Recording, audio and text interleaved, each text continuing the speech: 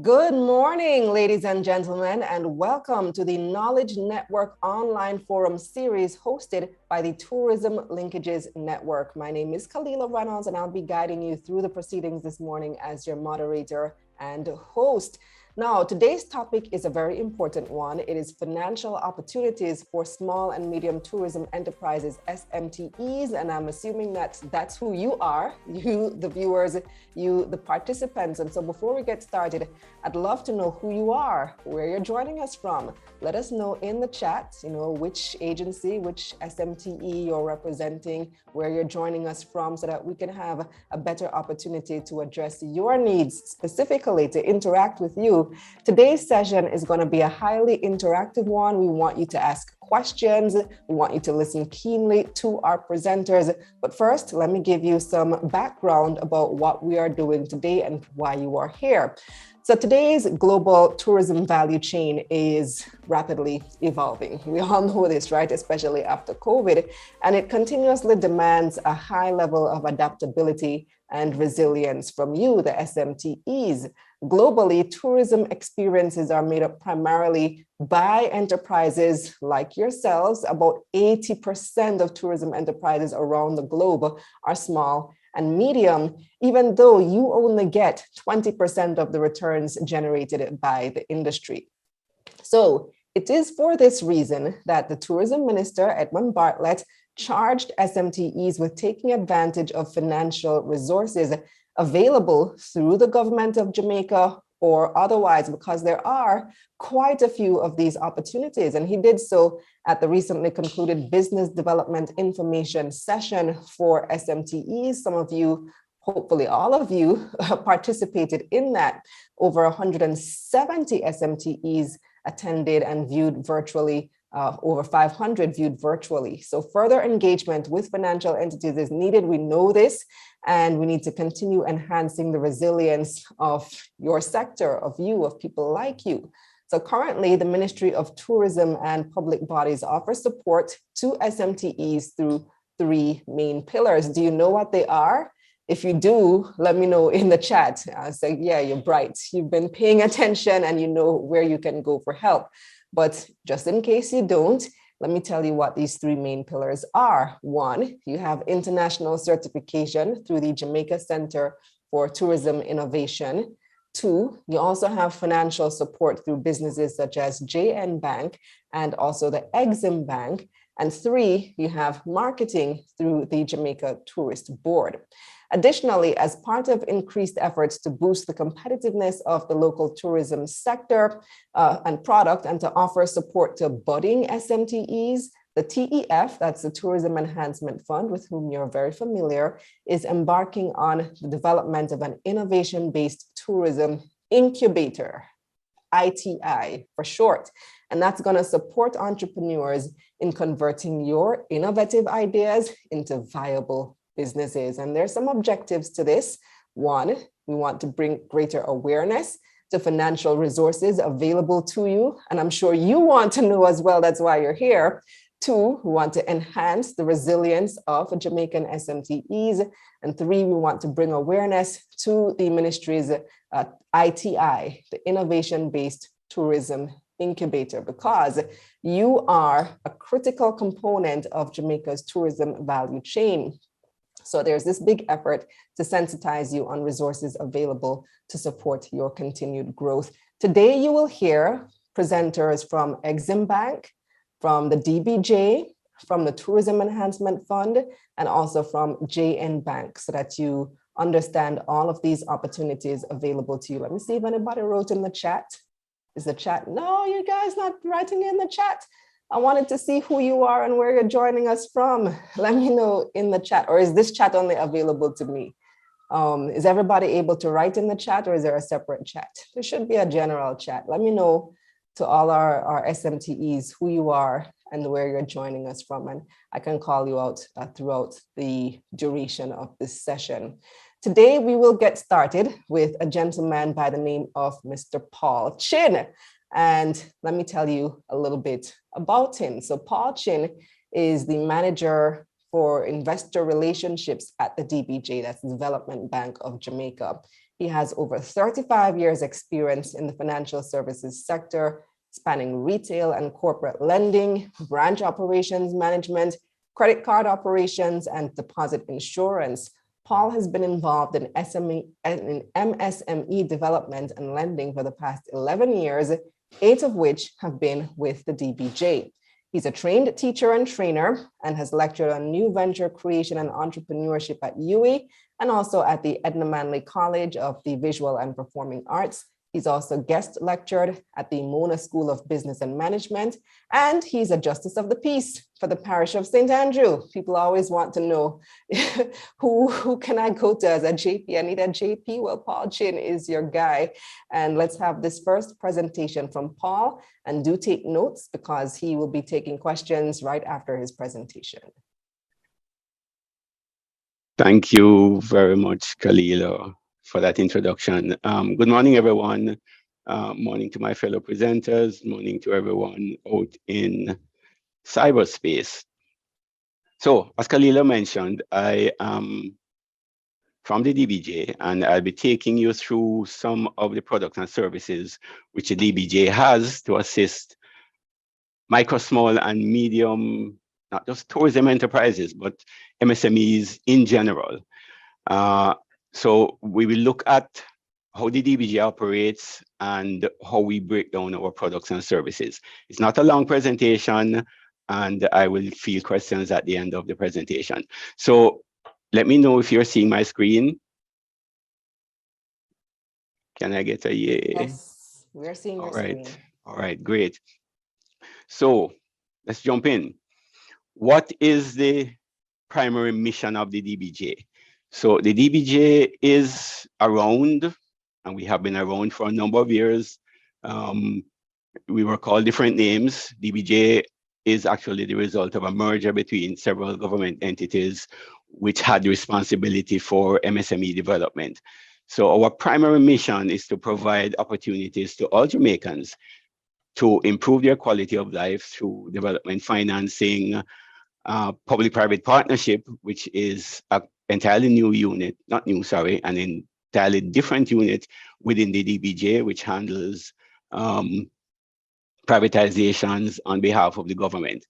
So we provide, our services are provided through partner institutions, and we also do direct lending on different products and services. We also provide services to MSMEs generally.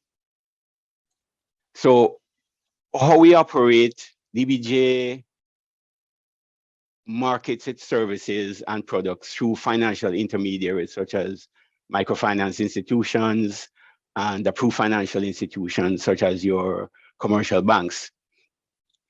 We also do a lot of work through business development organizations, and our products and services are filtered through these media down to you as entrepreneurs.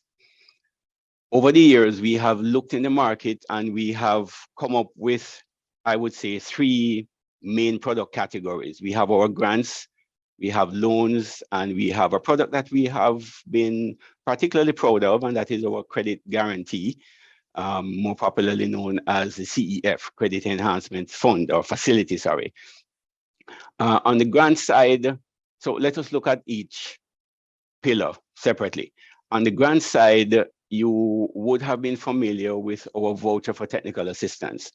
Now, this product, unfortunately, we have had to curtail the product for a little while to try and revamp and improve the product to serve you better. So I will not speak about the voucher for technical assistance this morning. I will speak about the other grant products that we have on board.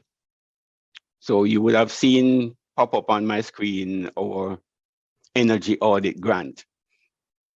Over the years, we have discovered, and it is even more relevant now with the high electricity prices that MSMEs and households in general face. So we have a grant called an energy audit grant, which is designed to assist you in getting an energy professional to come in, look at your operations, and determine whether or not your electricity usage is being optimized. Are there avenues for savings as it relates to electricity? From this, you will be able to negotiate for a loan. We also have an energy loan, which I will speak about a little later on.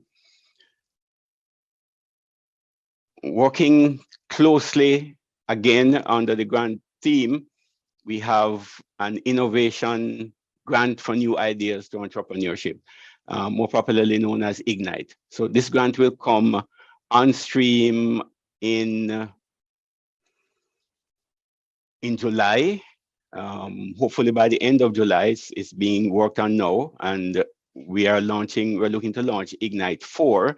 Ignite 3 is currently being wrapped up. So the grant focuses on innovation in business. And we look at different categories eligible for Ignite, include software and ICT industries, agri-tech, light manufacturing, climate change. So also tourism. If you can come up with an innovative tourism product, you can apply for Ignite. We look at businesses at the firm level, we look at industry, we look at social as well as countrywide innovation. And as I said, this grant comes up at the end of July. So keep your ears and eyes peeled to the DBJ website, which I will put up at the end of the presentation, as well as the media. To touch on the loans that we have, for the most part, DBJ will finance up to 90% of your project. And for very large projects, we will do up to 70%. We have here a maximum loan of up to $100 million, but this is what is on paper. We have done loans for more because we look at proposals on a case-by-case basis. Our interest rates have always been competitive. Recently, you would have seen where the Bank of Jamaica has been moving interest rates up. And at the DBJ, we're trying to maintain our rate to be fully competitive with what is happening in the commercial sector. Where we have a distinct advantage is in the area of loan tenure. So our loans will go up to 10 years, and this is dependent on cash flow, and we can provide up to 24 months moratorium on your principal payment. General criteria for our borrowers, and you will see sub-borrowers here because, as I mentioned, we lend through financial intermediaries. So we require that you are registered and operating in Jamaica, that you are tax compliant, your project is technically and financially viable, and you have equity injection of anywhere from 10 to 30%, depending on the project.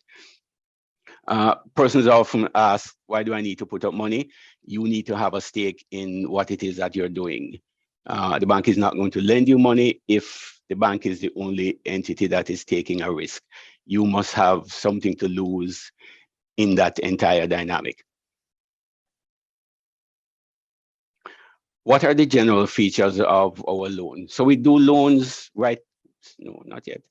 We do loans right across a number of sectors. We do agriculture, agro-processing. We also do energy, services generally. Tourism, it's at the bottom of the list, but the list is alphabetical, so it doesn't show the significance. We look at every project once it is viable and it is technically feasible. We will look at it. For purposes, establishment of crops, tourism attractions and wellness, machinery and equipment, as well as working capital in general.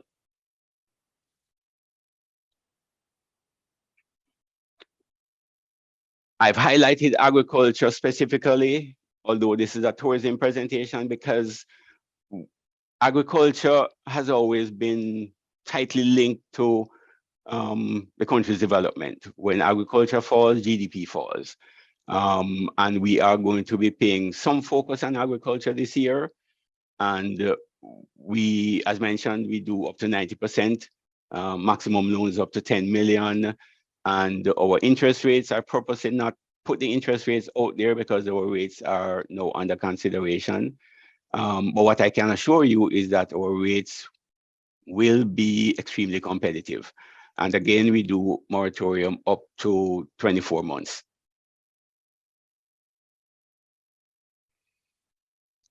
So our MSME loans, 90% of project costs, this is information which I would have given you upfront.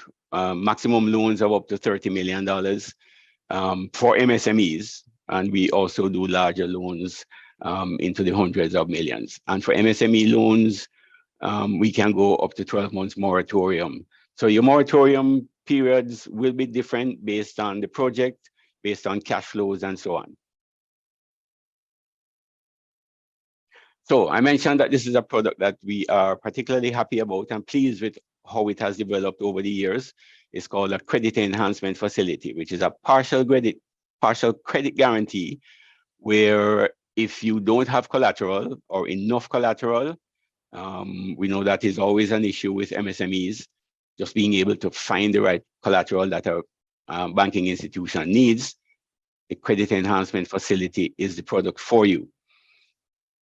So for MSME loans, we will provide credit enhancement or partial guarantee of up to $30 million for your loan, up to 80% of the loan, up to a maximum of $30 million.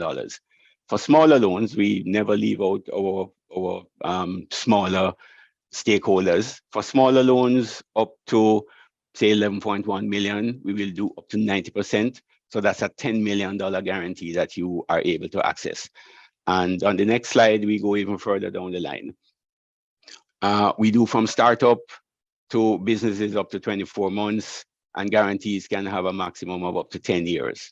There is a cost, however, and that is a 2% administrative fee based on the value of the guarantee outstanding on an annual basis. I mentioned that we also go a little further down. So the guarantee is open to companies which have sales of under 425 million, which is the cutoff point for medium-sized loans based on the government's definition of MSMEs. As usual, you need to be tax compliant. And if you look on the fourth bullet, you will see businesses at least 12 months in operation can access up to $5 million in guarantee. So we recognize that with the pandemic, there are a number of businesses which have been started and they may not have yet met the threshold for being in operations for 24 months. We are prepared to go down to at least 12 months, and you can access a guarantee of up to $5 million. And of course, your credit history is always important. One provision though, which I have highlighted in red, the guarantee does not support the refinancing of existing loans. This is for new borrowings only. So in a nutshell, that is how our products and services are categorized. You can find significantly more information on the various websites, which are listed at the bottom of the slide. Or you can send us requests for information through our email. And we also have our telephone lines. There's a dedicated WhatsApp line, which we take for text messages only. I often see persons calling it, but it is for text messages only. And depending on how active the line is, we try to respond to you within 24 hours. Sometimes we are not able to meet that 24-hour period, but by the following day, you can expect a response from us.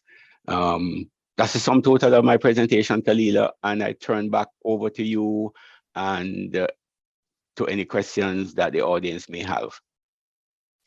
Thank you very much, Paul, for that presentation. And all right, yes, here we go. Yes, thank you very much, Paul, for that presentation and letting our audience know that you do have the opportunity to ask questions about anything that he has said there from the DBJ. So many opportunities being provided for financing, funding, or assistance through the Development Bank of Jamaica. Let me just give you a quick recap, if I can get my thing on. Where did it go? All right. Yes, so I know one of them is the Ignite grant. All right, you started with the Energy Audit Grant, which is one of the ways that you can get assistance through the DBJ. You have your VTA, the vouchers for technical assistance, which are being revamped. So they're on pause for right now. I just saw that email yesterday. And you also have the Ignite grant, which, by the way, I'm a beneficiary of the Ignite grant under Ignite 3. So I can testify to the benefits of applying for that grant and what it can do for your business. You have your MSME loans, and of course, there's the credit enhancement facility through which the DBJ will assist you. So any questions, let us know for Paul. And let me just shout out the people who are watching us on YouTube, Facebook, and Instagram. I see a lot of people there on YouTube. Tamoy says, good morning from St. Anne. Evan is looking to move back home to Jamaica to build a sports tourism business. Very interesting. Evan, which parish are you looking at? Jovan is with Polycloud Interactive, a tech education and tourism company. He says he's happy to be here. And Shelly-Ann is joining from Port Antonio. Another company, SPK Creations, is in Linstead, St. Catherine, and they create patois throw cushions. Very interesting idea there, patois throw cushions. I wonder what words you put on your cushions. So if you have questions for our panel, of course, let us know about, how specifically things can, certain features that are being mentioned can benefit your business, because the objective here is to get you involved, is to get more financial opportunities for you. Now, our next speaker comes from the Exim Bank, which is one of the government agencies that also provides quite a few opportunities for small and medium tourism enterprises like yourself. His name is Winston Lawson. He joined the Exim Bank in late January 2021, so he's been there a little over a year now. And he has a wealth of knowledge and experience in the banking sector, which includes business development, structuring, and strategy within the corporate, retail, and investment banking space. Before joining, he was Assistant General Manager and Regional Head of Sales at NCB and Barita. He also holds a master's in banking and finance with distinction and is a past president of the Montego Bay and Manchester Chambers of Commerce, a past president of the Rotary Club of Mandeville. Mr. Lawson has also served as vice chairman of the Jamaica Bauxite Institute and chairman and director of several local school boards. He's also a JP, so another JP if you're looking for one, and a recipient of the Honor Award for Community Service from the Manchester Cultural Development Committee of the JCDC, that's the Jamaica Cultural Development Commission. He's married to Camille and has 2 daughters, and he's here today to tell us about opportunities with the Exim Bank. Thank you. Thank you very much, Kalila. Are you hearing me? Yes. Yes, great. Thank you again. And good morning. Good morning to you, Kalila. Morning to my colleague panelists, all the organizers, the TLN, Tourism Linkages Network, all our SMTEs out there, SMTEs, and all our viewers. Good morning, good morning. Very happy to be here this morning with you all to share with you and hope that we can make some impact, not just this morning, but throughout the lives of the SMTEs. With just the 15 minutes that I was assigned, I want to use it to specifically zone in and share specifically a key product that we have, a key opportunity that we have for SMTEs. It's a very attractive loan product. That's what we do, loans. It's a very, very attractive loan product. And I should mention it's actually funded by the Tourism Enhancement Fund. And we do have a representative here this morning, Giselle Jones, join us as well. But before I go into that product, I think it's only proper to share with you a bit, very briefly, about the Exim Bank. So like Paul, our previous presenter, we are a government-owned organization. So our mandate as a public sector company. It's slightly different from the private sector. Exim was set up, we were set up back in 1986, and with a specific mandate, simply to enhance growth and development through an export-led economy. It's all really about driving capacity and ability for the country to earn foreign exchange. We want to be a positive net earner of foreign exchange, and that's pretty much our mandate. We have had some widening throughout the years, but our primary mandate is about ensuring that the country is an export-led economy. Very importantly, I always mention that Exim also is not a competitor to the private sector. We are a government organization, and we are not here to crowd out the private sector. But what we will do, and we do very aggressively, is to fill gaps. And what I mean by gaps is where perhaps the private sector is not able to deliver on as efficiently as they would want. We need to ensure that our SMEs and our SMTEs have access to affordable, to attractive financial solutions for their business. So that's our mandate. Who we serve? We serve generally the productive sectors and the exporters. Spans the gamut of manufacturing, agribusiness, mining, obviously tourism, and the creative industries. I want to quickly remove a myth as well. You don't have to be an exporter to qualify for an Exim loan.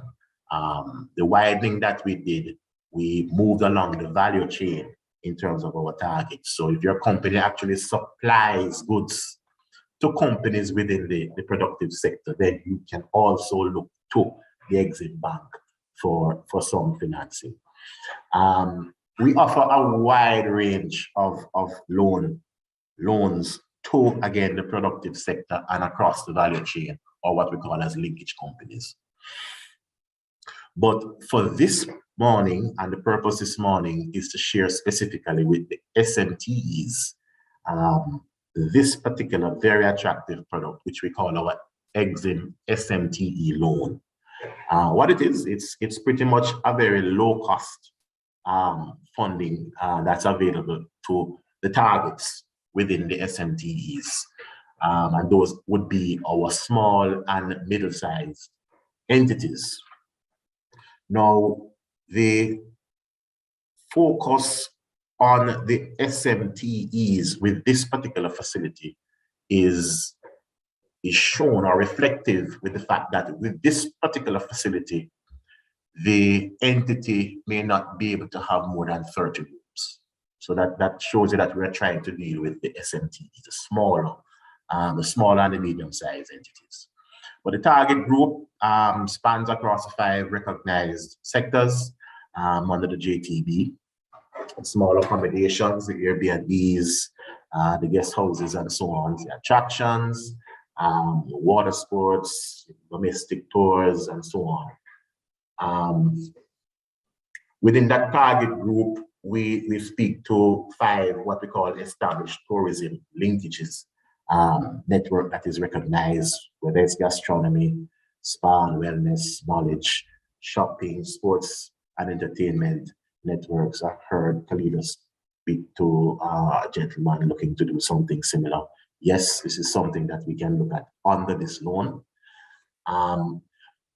Also, very importantly, what we have also done is to incorporate SMEs who actually supply into the tourism market. If you can show that your business supplies or generates at least 25% of your annual sales to the tourism sector, you are also a part of the target group that we're looking for this particular very attractive loan. And I'd say if you're in the loan market, within this target group, then this would be a must-have for you. The main objective of this particular loan, yes, firstly, it's low cost for any business, and also it would have been continuously made available in an effort to respond to what we knew are the issues of COVID, which hopefully is largely behind us.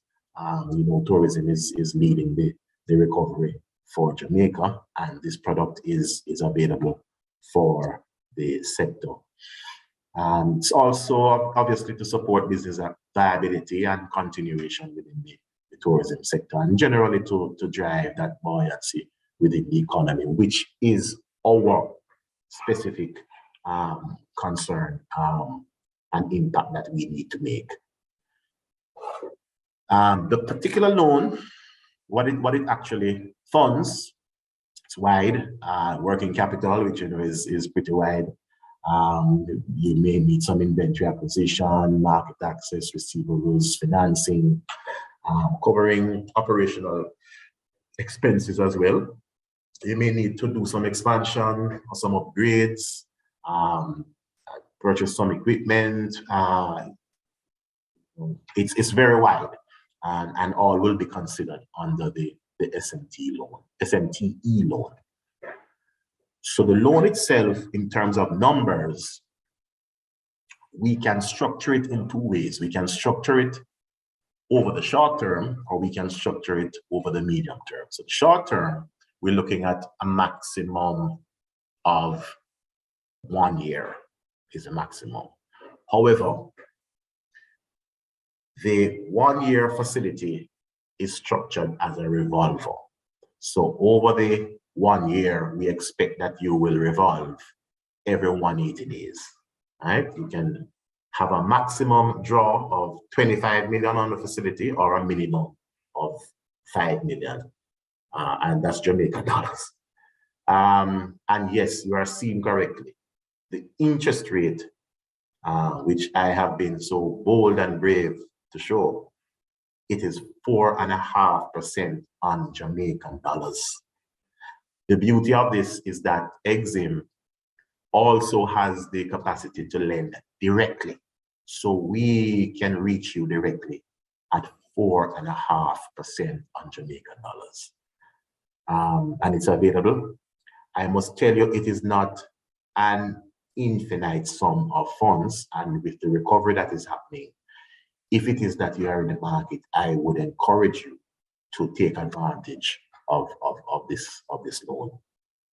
On the medium side, originally we were up to a maximum of 5 years, but thanks again to the TEF, our funders, we were able to shift that to a maximum now of 7 years in terms of the tenure. So we can go up to 7 years.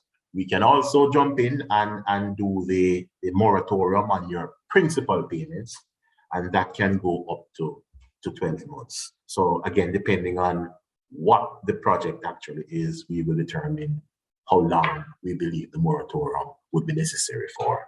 But we can go up to 12 months. Again, the maximum amount, 25 million, the minimum amount, 5 million.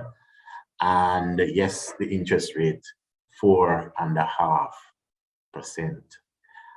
We know what's happening with rates now. This is the rate as it is as we speak. I would encourage you to take up this facility if it is that you are in the loan market. And let me also say that we are prepared to fix this rate for you at 4.5%. So I really encourage you all to take a look at it. Like any other business lending, it requires security, and it requires a standard process, diligencing documents, which I have on screen. I should share with you, however, with respect to the audited financials, where we have been able to respond to feedback that we had received. We understand that the smaller businesses may not be able to quickly deliver on the audited.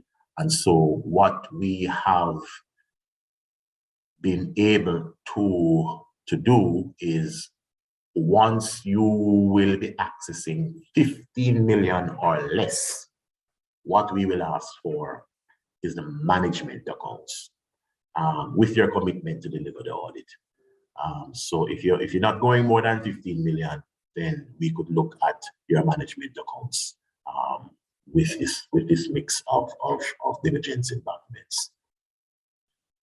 As I said, yes, we're not able to lend on an unsecured basis for the product. It's 4.5%. And so there's some amount of security. It's typical security, typical collateral that would be required. You know, spans, real estate, we could hypothecate, we could use some equipment and so on. But it is as normal business lending that is required for the collateral and for the processing of the product. So with that, I thank you. I thank you again for the opportunity, and I will take your questions, concerns. I should have shared, I suppose we can share numbers in the chat conversation. I will do so as well. Thank you very much, one and all. Thanks, Kalila. And thank you for that great presentation, Winston, there on Exim Bank's SMTE loan offers. Great features. I saw somebody mention in the comment. Let me bring it up. MG820 says, very good to hear the term going from 5 to 7 years. Yes, that gives you a longer repayment period. So that definitely is great news. Another thing that I picked up from you, the interest rate is 4.5%, very, very attractive. But not only that, you heard Mr. Lawson say that they are prepared to fix that interest rate for you. So for the 5 to 7 years, depending on how long you take the loan, getting that fixed is a big deal in today's environment. If you are following the trends and what's going on, and all the banks are raising their interest rates, if you could get 4.5% and lock that in for up to 7 years, that is a major, major benefit to you. So do we have any questions? I'd like to take your questions because Mr. Lawson can only be here until 11, I think, Winston, you said? Until Yes, 11. yes, So if yes, you have until questions 11. for him, let us know now before he has to leave. And let me know as well in the chat what projects you're working on. What are you interested in? What do you need financing for your particular business? Why are you here? Because I'm sure there's something you have in mind why you are watching this presentation today. About the patois words, the patois throw pillows. So I got an answer. Here are some of the words on the patois throw pillows. Sit down, hola catch, yes so nice. Oh, I like that one. Catch yaso, yad, and she says they have many, many more as well. Latanya wants to know, Winston, if there is a moratorium for the loan, for the small loan. Right, there is for the medium-term loan, we can go up to 12 months. Now that period is determined by Exim based on our assessment of the project itself. So we may look and say, look, it's qualified for a 6 months moratorium, or maybe 9, or even maybe the 12, but we can go up to 12 months on the principal payments. Okay, that is great. Thank you so much. And MG also wants to know if we can receive all the presentations as slideshows to show their bosses who can't be on today. So I will look out for a response to that, and I'll get back to you on that one shortly, MG. Trevor Johnson has a question. He wants to know, are there advisory services available through Exim to tap directly into the export market? All right, so we pretty much more assess your own business plans on your business ventures.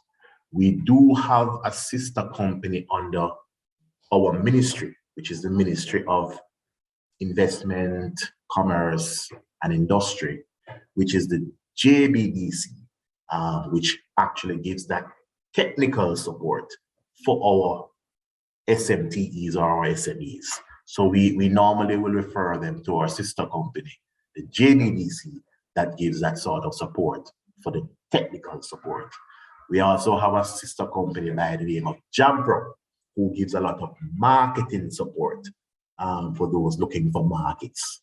So we all fall under the same ministry, which is the Ministry of Commerce and Industry, but we work well with each other. So Trevor, you can check JBDC or Jampro for those types of services. Evan wants to know how long, and I think Evan was the person who wants to open a sports tourism business. Yes, that is him, Evan Davis Jr. He wants to know how long do businesses have to be in operation in Jamaica for? Well, what you regard as a startup is anything under 2 years. That's what is regarded as a startup. This particular, and I'm happy you raised it because this particular product generally doesn't look at startups, but what we have been practicing is if the project is, is assessed and looked feasible, viable, then we do make exceptions. So you do fund startups which are even less than 2 years? It happens, yes. Okay, so Evan, you might want to link Exim for your sports tourism business. Please do. Please do. I don't see any other questions just yet. So let's move on in the program to a very fabulous lady. And I say fabulous because from your name, Giselle, with an apostrophe in the name as well, you must be fabulous. Giselle Jones is Manager of Research and Risk Management at the Tourism Enhancement Fund. Let me tell you a little bit about her. Her interest in the public sector is reflected throughout her entire career. She obtained both her Bachelor of Arts and Master of Science in Government and has spent the last 7 years in the public sector. She has had the pleasure of working as junior advisor to the current Minister of Tourism, that's the Honorable Edmund Bartlett, and she's now the manager for the Research and Risk Management Department in the Tourism Enhancement Fund. As head of department, she's responsible for projects in the areas of innovation, risk management, and research within the agency. She believes in grassroots development and incorporating culture in every solution, and she enjoys locating Jamaica's hidden jewels off the beaten path and having unique experiences wherever she goes. So invite Giselle to your places now. Send her an open invitation. Let's welcome Giselle Jones from the TEF. Hi, morning. Thank you so much, Kalila. Really appreciate it. Appreciate the introduction. It's so great to be here. Morning to my panelists. Morning to the Tourism Linkages Network, who always pulls together such great fora for discussion. And good morning to the viewers, listeners as well. It's a very exciting time for tourism, to be honest. Just to give everyone some background, in 2018, if you didn't know, the Tourism Enhancement Fund was repurposed to really be the center of tourism innovation for the ministry and the agencies under tourism.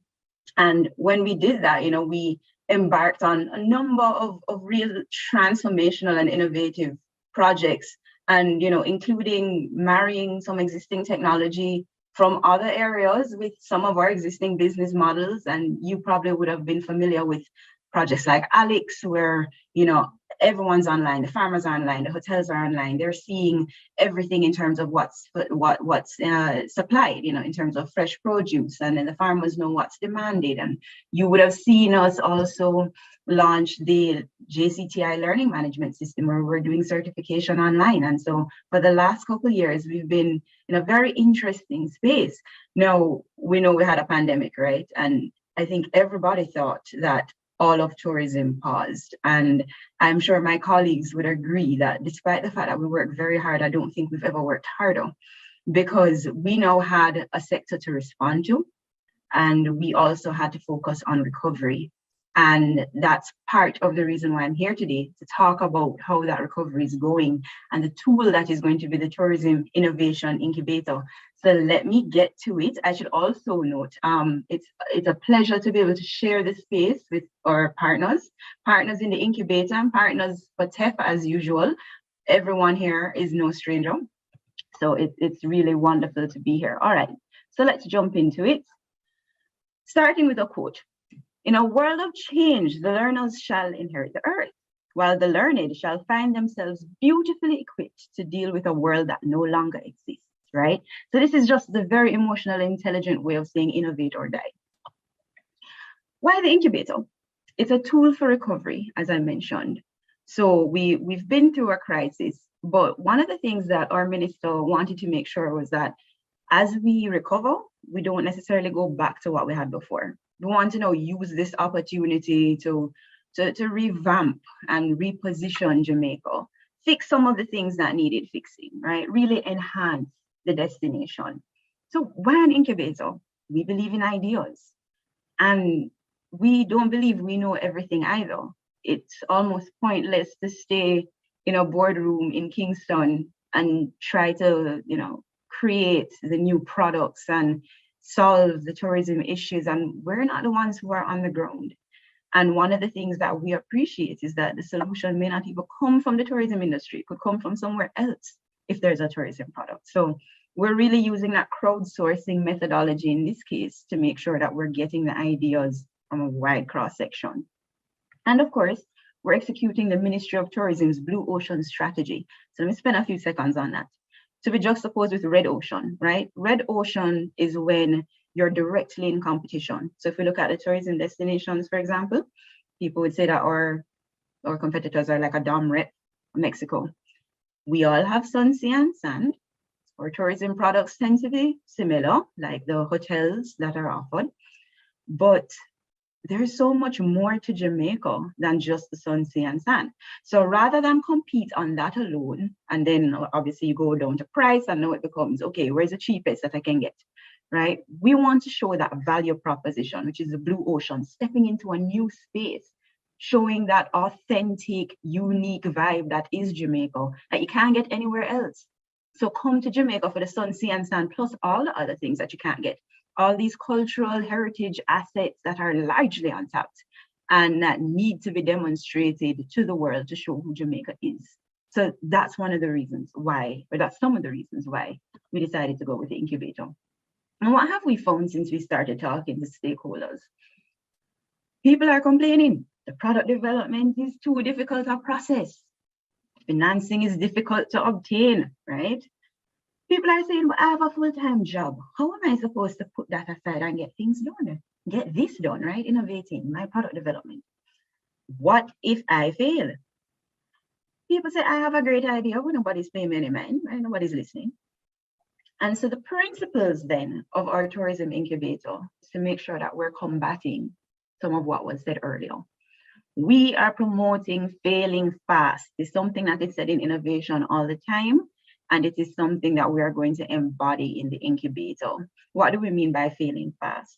We are going to handhold the participants in the incubator, and you'll see the process shortly, so that we can show them what is viable. We've heard the talk about viability, and what is not, right? What we usually do is we use a lean model canvas. And if anyone is familiar with a business plan, it's almost like a business plan on one sheet of paper, right? And you're looking at your customers, you're looking at your value proposition, you're looking at the problem you're trying to solve. What's the solution that you're proposing? How do I reach your customers? Where am I getting the money from? All of these different things. And as you fill them out, you're first filling out assumptions, really. With a little bit of research, again, things that we will help you with, you will be able to start to validate some of these assumptions. Maybe you need to cut the product out altogether.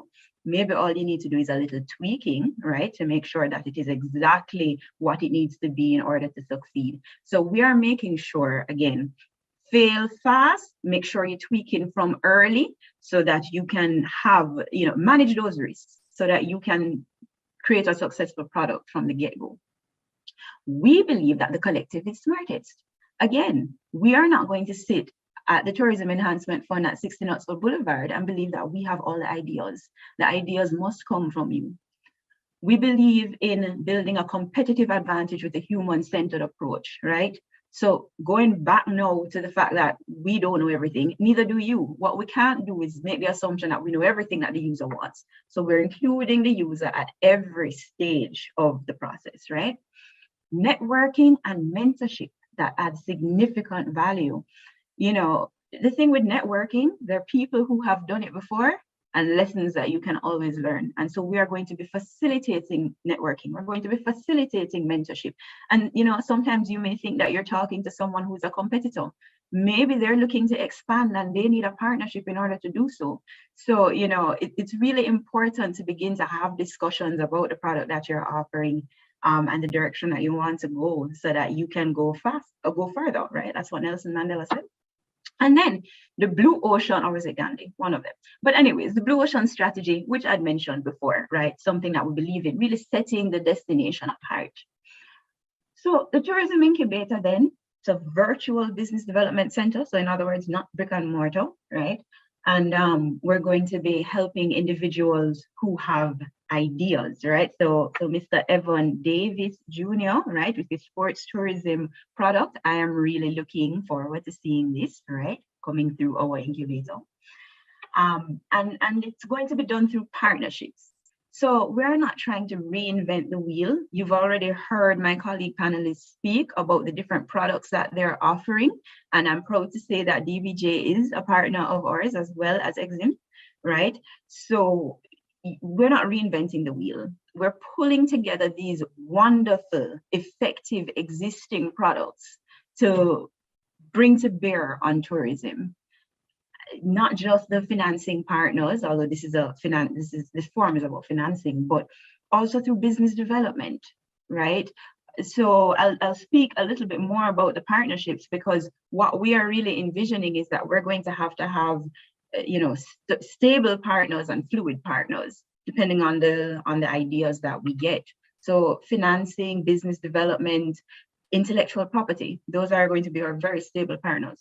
But then also, depending on the ideas that we get, we may need something else. We may need gastronomy partners. We may need health and wellness partners, right? So we're doing this all through partnerships. So the core business process then of the incubator, we put out our call for ideas, or we outline a problem that needs to be solved. And then we will have an evaluation section based on, of course, a particular criteria. And then we have our bootcamp section. We believe now in the workshops, getting JTB licensed, registering your business. These are very important things because they have significant benefits and we need participants to understand. And I can give you a very recent example. The truth is that when we had COVID, we wanted to respond. We had no idea where anybody was. We had no idea who anybody was. We couldn't find them. We didn't have them in our database. And, you know, it's because there was no license, because there was no registration. We want to move people into the formal business as well, right? Intellectual property being very important. We want to make sure all ideas are protected. And that's one thing in the model. We're going to make sure that as we're getting these ideas, we're not going to be publicizing them at all. They're going to remain confidential until we A, protect them through intellectual property, and B, get your permission to share, right? And then, of course, types of financing in forums such as this. We'll be developing and validating the lean canvas, as I mentioned earlier, and we'll be using market research to really validate a lot of the assumptions. And then the core business process continues.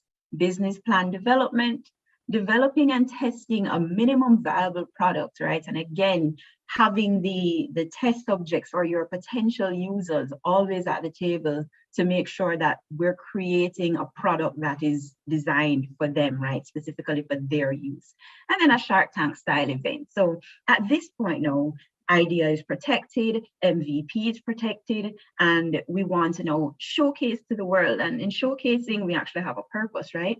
We want to bring potential investors, if it is that the participants choose, right? To hear the pitches, to see the products, and then say, oh, you know, maybe this is something that I can take on. I can help development, and you know, arrangements can be worked out between participants and potential investors. Or, if you prefer, we can come back into our incubator and we will help to develop that product and scale that product. Because again, idea is from idea to commercialization. Yes. Other services that the incubator will then offer, we will look at hackathons, right? Because again, we're really trying to add a new flavor of building out our product and resolving some issues that we may have in the sector. So hackathons, let's lock everybody up for 48 hours and solve a particular issue. Communities of practice. Oftentimes we, again, think that we hold all the answers to all the questions in our tourism sector, and that's not true. Bringing people from the different areas, bringing people from wellness, people from national security, people from STEM, construction, all to bring to bear their different perspectives on resolving particular issues or enhancing the destination some way. Innovation challenges, similar to the core process, right? Where we're bringing in this call for ideas and we see which ones win. And then of course, making sure that there's basic and applied research in tourism innovation right throughout. And that's pretty much it in a very tight nutshell. And I want to thank everyone for listening, for tuning in. I'm really looking forward to the ideas that are going to come our way to help us to recover, to help us to reposition Jamaica, and really demonstrate the brand Jamaica, who we really are as a people, because we're very resourceful people. One thing's for sure, a very proud people. And yeah, thank you very much, everyone. Thanks for listening. Over to you, Kalila. Thank you, Giselle, for that great presentation. I see people in the comments saying they're loving the presentation. The Tourism Innovation Incubator is here to help you take your idea from idea to commercialization. So does that sound like you? Does that sound like something that you need? Do you need your hand held when you're starting up your business and you want to take it, you have this great idea, you have no idea, how do I commercialize it? Well, the Tourism Innovation Incubator may be for you. Miss Patwa Throw Pillows. I heard earlier Winston mention that manufacturers with 25% of their sales to the tourism sector can also benefit from the EXIM SMTE loan. So if you're selling at least 25% of your throw pillows to a tourism business or several tourism businesses, you can also apply for the SMTE loan. Mr. Evan, with your sports tourism industry, is it at the idea stage now? But it sounds like you haven't started yet. Do you need your hand held? Contact the TEF for their Tourism Innovation Incubator. I see we have a couple of questions. So, all right, here we go. This question is for Giselle, and the person wants to know, what is the hardest part in planning for a project like this? Okay. So as you can see, we are adopting a model that is not as restricted as many other incubators may be, right? It's very rare that you will see an incubator taking you all the way and funding and, hand-holding right throughout and pulling all the partners together. No, that is the hardest part, because we don't know exactly what to expect. We don't know what ideas we're going to get. And we just have to be prepared to build in that agile methodology in our business processes. We start talking to partners from even now, right? All kinds of potential partners, putting the word out there so that when these ideas come, we can make sure that we have, enough partners, enough resources to really bring these ideas to fruition. So that's the hardest part, not knowing what you're going to get, but that's also the most exciting part. Mm-hmm. Let me throw this one out to Paul, because I think you have to leave us shortly, right, Paul, from the DBJ. So you said that the Ignite 4 is going to put out a call for submissions. Did you say July? In July. That's the expected date. Yes. Okay. So for those of you who are interested in that, and it's 3 million and 7 million, right? 3 million and 7 million. And 7 million for more advanced companies. So that's the amount. That's the maximum amount you can get under their grant funding. But that's correct. I just want to throw out a little advice to anyone who's considering applying. Do not wait for the last minute to apply, because the Ignite application process is a lot. They will ask 1,000,001 questions, and you have to have a lot of documentation. Do not wait for the night before the deadline to try to fill out that application, because you won't make it. You won't make it. Trust me, you won't make it. You will need time to prepare. It is an extensive application process. So if you're interested, you can go and check out their website from now and see what the requirements are, so that when the call for applications comes out, you are ready. Yeah, and you can That's just right. fill out the form online and it will be smooth sailing for you. So if anyone has any questions for Paul, speak now or forever hold your peace, because he has to leave us in just a few. Also, Winston Lawson from Exim will also be leaving us shortly. We have more questions for Giselle though. The next one asks, when will the incubator start taking in ideas? All right, and that is the $1,000,000 question. Drum roll, please. Kidding, can't tell you just yet.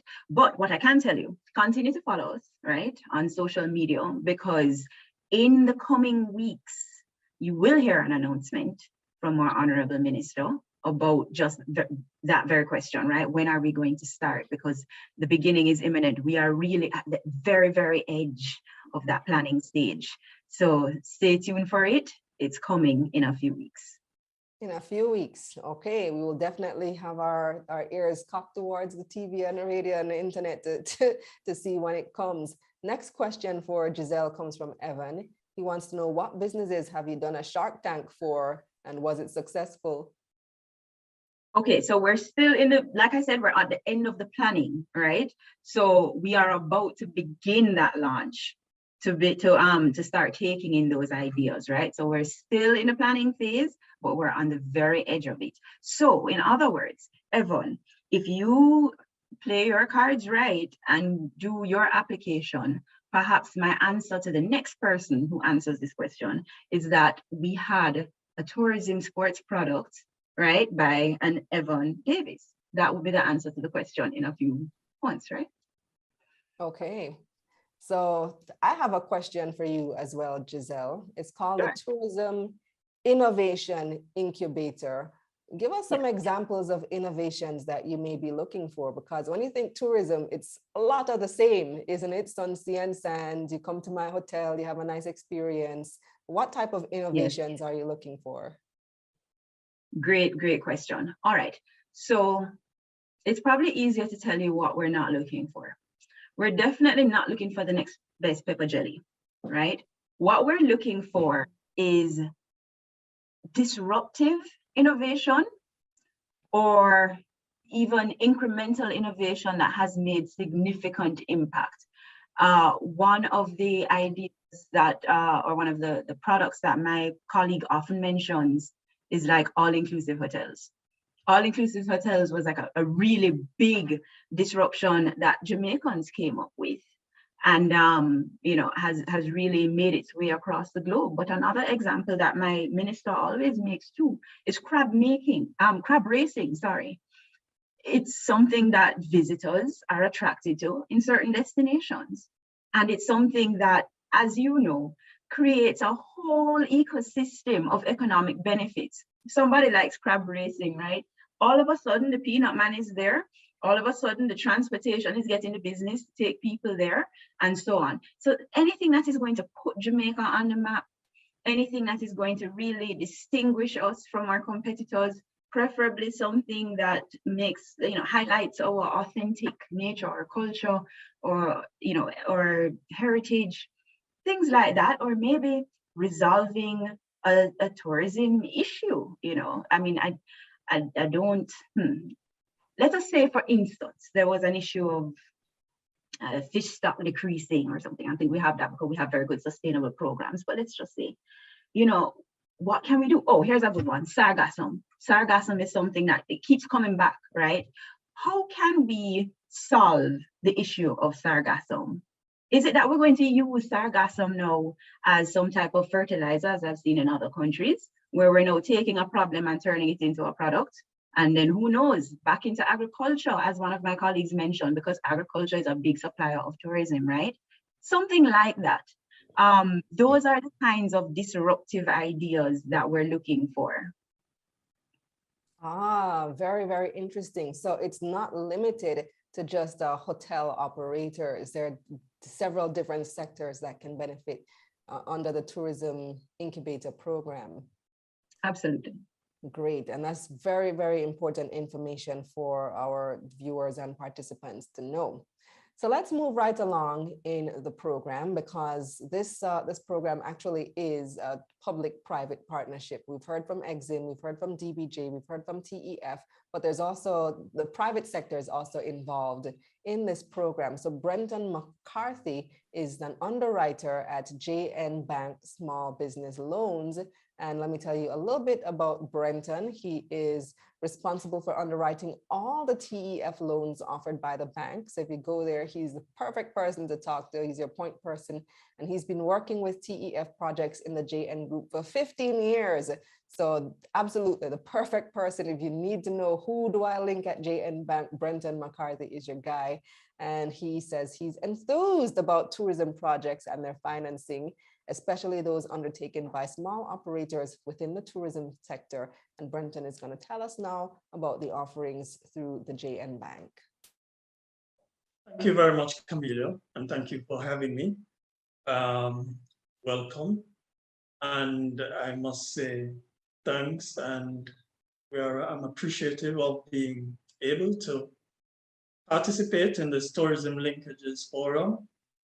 I'd like to say also thanks and welcome to my fellow colleagues from the TEF and also from the participating financial institution. Well, as you had mentioned, Camila, JN Bank's partnership and involvement with the Tourism Enhancement Fund goes back 15 years, where we started providing loans. At the outset, we provided hurricane loans. I don't know if anyone had remembered, but approximately 15 years ago, we had quite a number of hurricanes affecting Jamaica. There was Hurricane Gustav, and I think there are a couple others. And the Tourism Enhancement Fund and JN Bank came up with this idea of rescuing tourism ventures which were severely impacted by passing hurricanes. And since then, we have expanded our product range, and we have been involved in providing these 4 tourism loan products to the sector in general. And to date, since we had commenced our operations in 15 years, we have now unlent 430 loans valued at roughly 894.3 million to the tourism sector. So we're very much involved, and we will be continuing our partnership with the Tourism Enhancement Fund. I'd like to get into the 4 products that we offer at JN Bank Small Business Loans. The largest and most recognized of them all is the TEF 5x5x5 loan. Of the 430 loans that we have provided to date, 278 of these loans have been TEF 5x5 loans. So it's by far the largest product offering to the sector.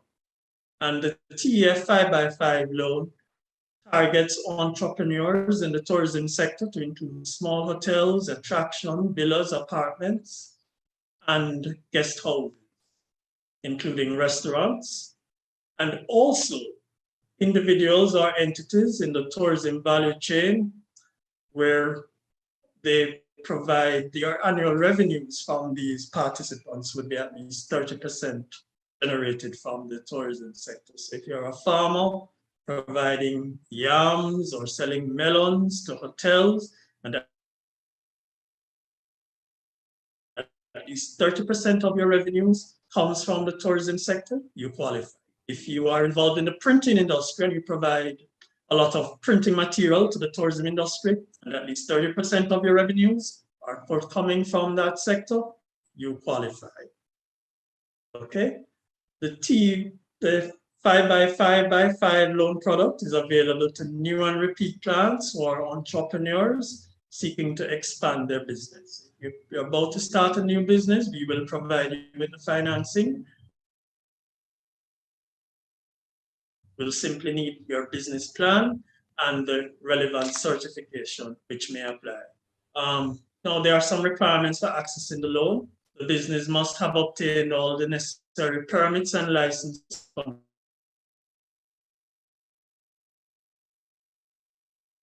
provide us with a site inspection report from the Tourism Product Development Company. And this is very important because the TP vehicle would be a vehicle, so to speak, to enable you to be licensed by the Jamaica Tourist Board. You also will be required to have some equity to put into the business. Okay, so you should have at least 50% equity in the business. Where you are unable to come up with 50% equity, we will look at, well, we will look, for example, at what you had already spent in bringing the business to fruition. So past equity, past injection in your business, and current and projected equity can constitute the 50%. Now, the essential features of the TEF 5x5x5 loan program is that it provides you with financing up to a maximum of 5 million for 5 years at 5% per annum. You're also eligible for obtaining a moratorium grace period of up to 6 months where applicable or where needed. The repayment of the loan is monthly. And in terms of other general requirements, we would ask for you to provide some security for the loan. The need for the provision of security that reduces the risk. It shows that you are committed to the venture, and therefore we ask for the provision of collateral to cover the loan. In terms of other documentation, if you're a company, we would ask for your company documents. If you're registered as a sole trader, we would ask for a copy of your business registration certificate.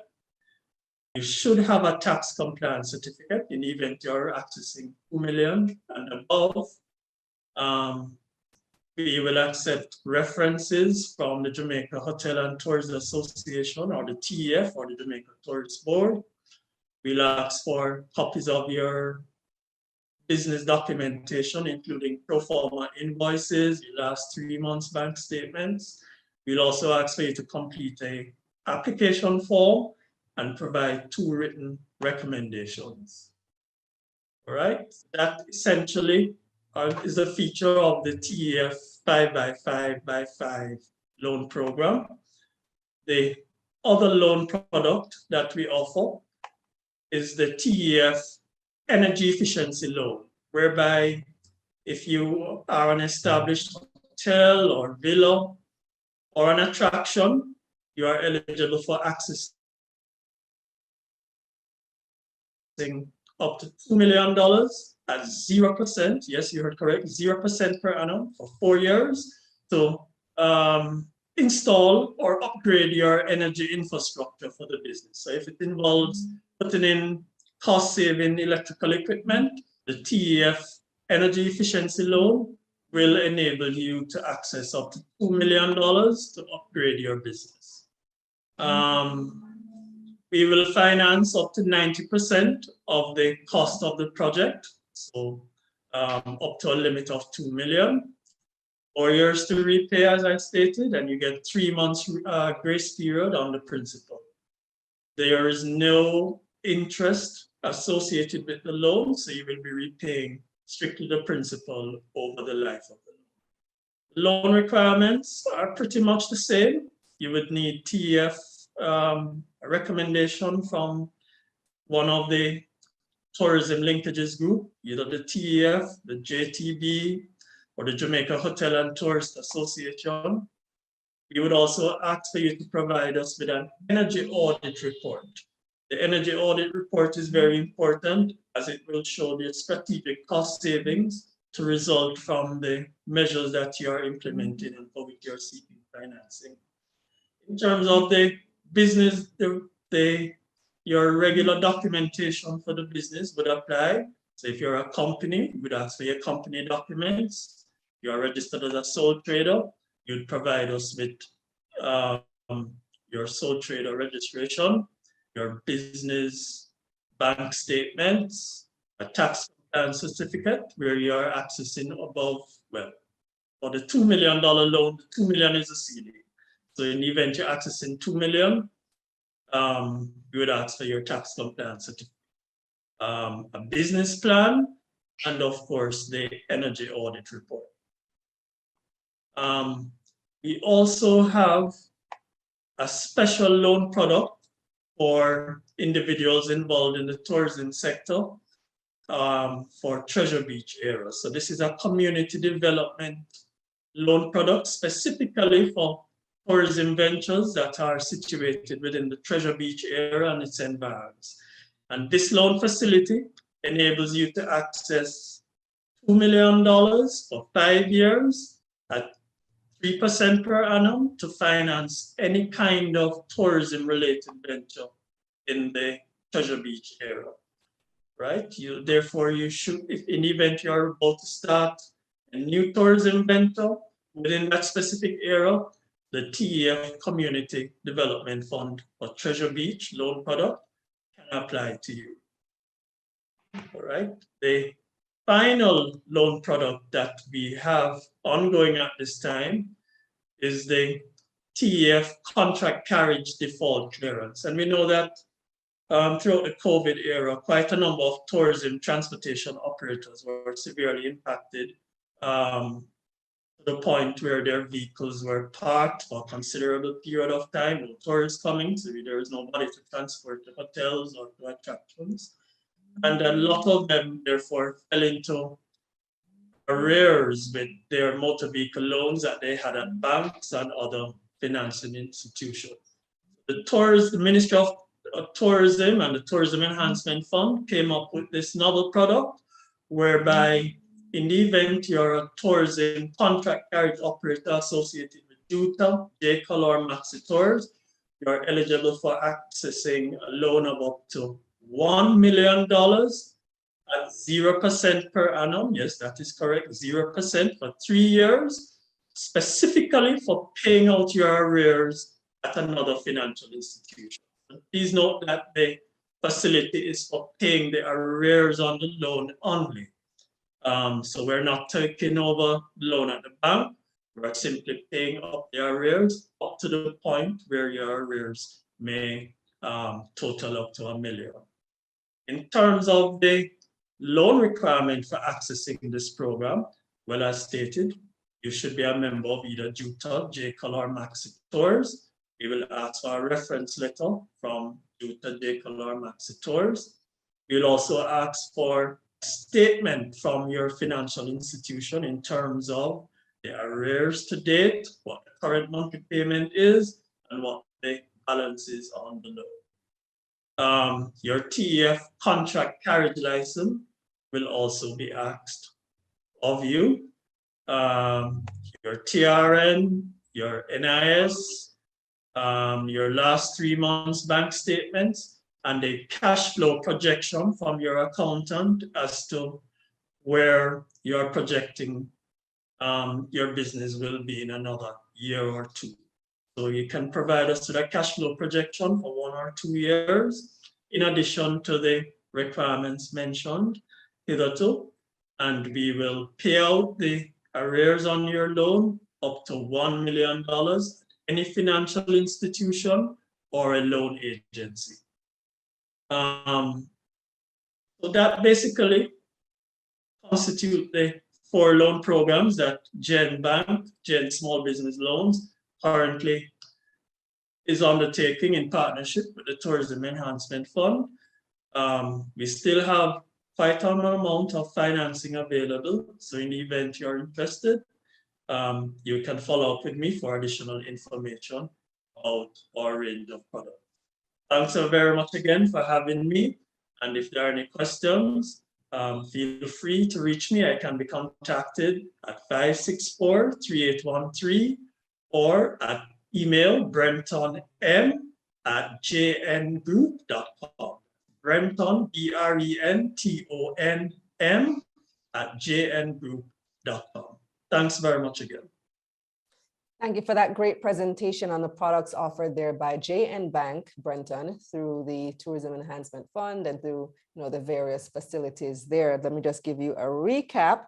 So the last one was the contract carriage default loan. If this sounds like something that you need because your vehicle was just sitting idle and your loan has gone into arrears, you can contact JN Bank about that. The interest rate is 0%. Borrow up to $1 million for 3 years.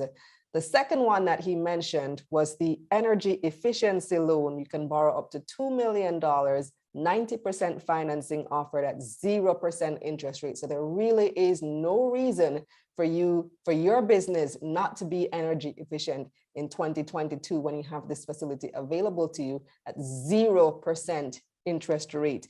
Now, he did say that you're going to need an energy audit report. And if you were paying keen attention earlier in the program, you would have heard, was it Winston? Who was it? No, it was Paul from the DBJ. Paul Chin mentioned that you can get an energy audit grant from the DBJ. So even though there is this requirement to get the loan, the grant is also covered through the DBJ, through a different agency. And that's what we mean when we're talking about public-private partnerships. So go to the DBJ, get your energy audit grant, get your energy audit done, and then present that to JN and get your 0% interest rate to upgrade your energy efficiency at your particular business. Does this sound like something that you need? Raise your hand if you are thinking, man, I still have incandescent bulbs in my place, or you want to get some solar water heaters for your property. This is something that you definitely need to be taking advantage of. For the person who asked earlier if the slides will be available to send to their boss, just to let you know that this presentation, it's streaming live on YouTube, Facebook, and Instagram. And on YouTube and Facebook, it will be available after the live presentation ends. So you can always just send your boss the link so that they can watch the replay at any point in time. Whenever they have time, they can watch or listen to it. Just send them the YouTube link or send them the Facebook link. All right. So that's what you can do. I see we have a spammer in the comments on YouTube. So if admin can, just delete those comments, that would be great. But we do have some additional questions as well. So let me take those questions. Starting with, all right, someone wants to know, Trekkers Adventures JA wants to know, this question is for Giselle. Where can we get more information about the tourism incubator? All right, well, for now, until we do get our landing page up in a couple of weeks, you can always contact me at the Tourism Enhancement Fund, right? 876-908-5970. Or you can email me, giselle.jones@tef.gov.jm. Okay. Don't put the apostrophe in the email address though. Okay. Next question comes from Jamrock Treats with JJ. He wants to know, how do we find out if our ideas qualify? So the criteria will be published with each call. As you can imagine, the criteria is going to be slightly different depending on the call we're going for. What we're never going to do is make it too wide that anything under the sun can fit. So at one point, we may have a gastronomy call, we may have a tourism experiences call, we may have a technology in tourism call, so depending on what the call is or what the problem is, if we put a problem out, we will then tell you the criteria at that point in time. But just know that it's not going to be something that already exists. It has to be something that is either brand new or new to the space.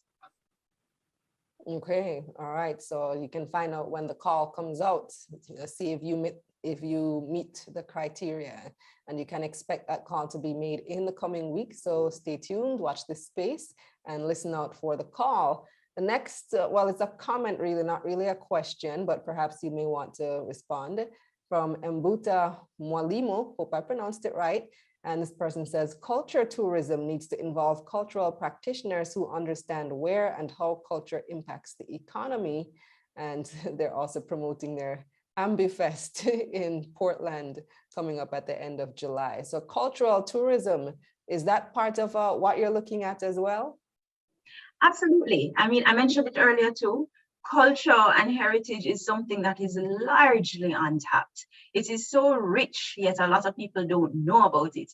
And you see, the problem is that we know, but the visitors don't know us. for this in-depth culture. Maybe they know Bob Marley, but they don't really understand what is Rastafari, you know, that as an example. You know, back in the day, JTB's slogan was, once you go, you know. But now the visitor knows before he goes, and it's because he knows, which is why he's coming, right? So these are the products that we really want to develop to really show the authenticity that is Jamaica. And it has to come from the culture, it has to come from the people and the heritage that we represent. So yes, that's definitely something that we're looking for to really enhance the tourism product. Okay. And question from Eugene wants to know if the video will be available for viewing after the live stream. Yes, Eugene, I'm guessing you just joined us. So yes, once the live stream is ended, you can go back and watch from the beginning. Shells says, I need financing for my sauce business, barbecue and sweet and sour sauces. I just acquired a space and I need to set up my processing so I can start manufacturing. Any assistance available? Brenton, maybe you there at JN, how might you be able to help? Yes, she could access financing through the TF 5x5 loan program.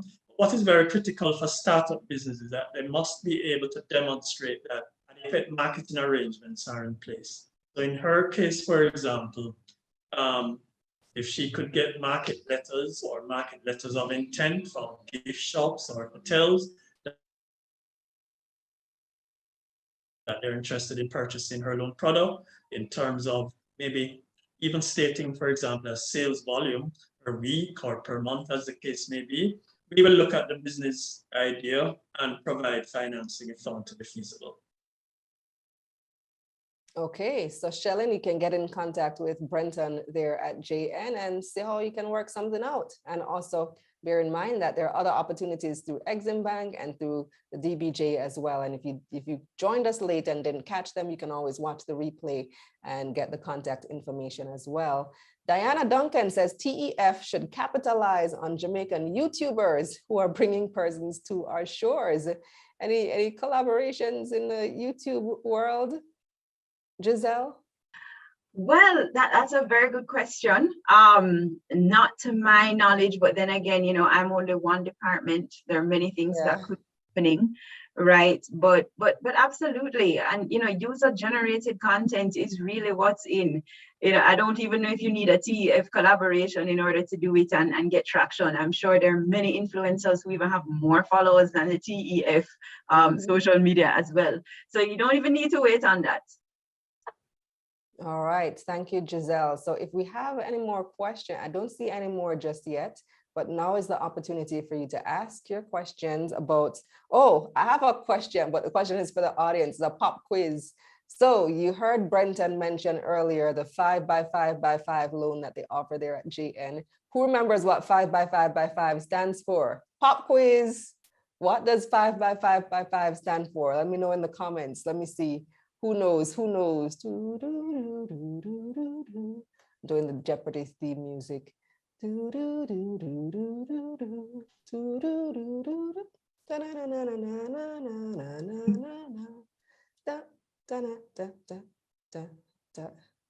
Nobody remembers what 5x5x5 stands for. I know there is a slight delay between when I ask the question and when you get to answer. Okay, yes, I see Jovan Miller has the answer. Several people have the answer. Jovan was the first. He says 5 years, 5% interest, $5 million. Yes, you're absolutely right, Jovan. Congratulations. There is no prize for answering the question. Except knowing that you were paying attention. Yes, several people had the answer. Diana, Evan, Joshana, Izidi or Lezadi. I'm not sure what that is. But yeah, you guys are paying attention. So you can get a loan through JM through their 5x5x5 facility. You have 5 years to repay at 5% interest up to $5 million. You can borrow through that facility. And if you're paying attention, you know that 5% interest rate is really, really good in this landscape, especially when interest rates are going up. So if we have no other questions, we can leave it there for today, unless there's anything else that you'd like to mention. Brenton or Giselle, any last comment you'd like to leave? Thanks, Camila. we have a TEF transportation loan whereby you may be able to borrow $2 million to purchase a motor vehicle used in the tourism sector. We recognize, however, that $2 million will be insufficient for purchasing the average tourism transportation motor vehicle.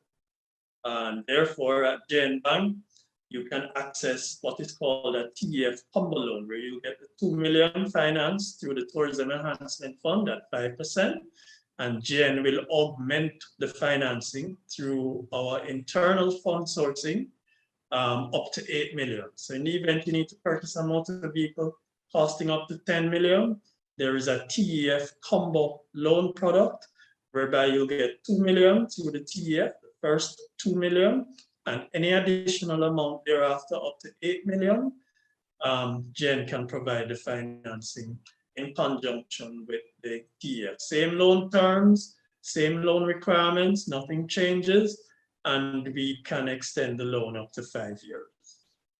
Brilliant. And it almost drop in like an NHT benefit. No? You can access a portion at this interest rate, and then the remainder you have to put through regular financing. So Giselle, any final words from you? Sure. I mean, I would just say, you know, come with your ideas. We really do need your support. You're on the ground. You know what the issues are. You know what the visitors want to see. And who better to know the culture that you have to display than you. So definitely come with your ideas. And we look forward to working with you to making them into a commercialized, successful reality.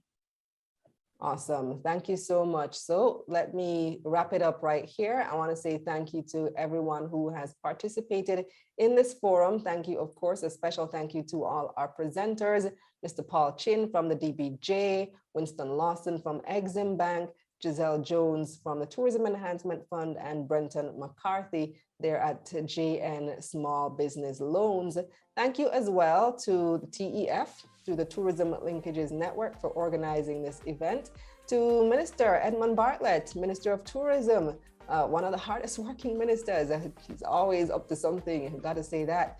Dr. Kerry Wallace as well from the TEF, Carolyn McDonald Riley, Omar Robinson, Simone Harris, and the entire team that worked very hard to put this event together. Thank you to you, our viewers, our participants, those of you who hold up the tourism industry. It really does rest on your backs, you, the SMTEs. As I said in the introduction to this, you make up 80% of the tourism product globally, 80%. So we may glamorize the big resorts and the all-inclusives, but really the tourism industry rests on your backs. And it's not only about the boutique hotel owners or the resort owners or the cabana owners, but those of you who also support the industry through the products that you manufacture, that you supply to tourism. Those of you who are into farming and agriculture, the lady who I saw saying that she's setting up her jam and jelly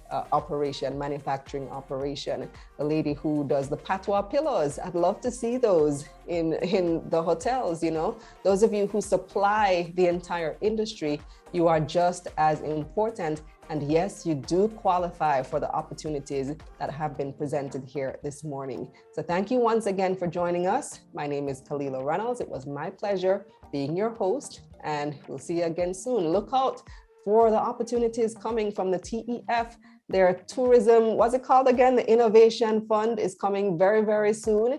And look out for DBJ's call for Ignite that is coming in July as well. So stay tuned, have your documents ready, start doing your research from now to see, you know, what past programs wanted and what documents you might need to have in place so that you don't wait until the last minute to access these opportunities. That's the time for today. Thanks again for joining us, and we'll see you again another time soon.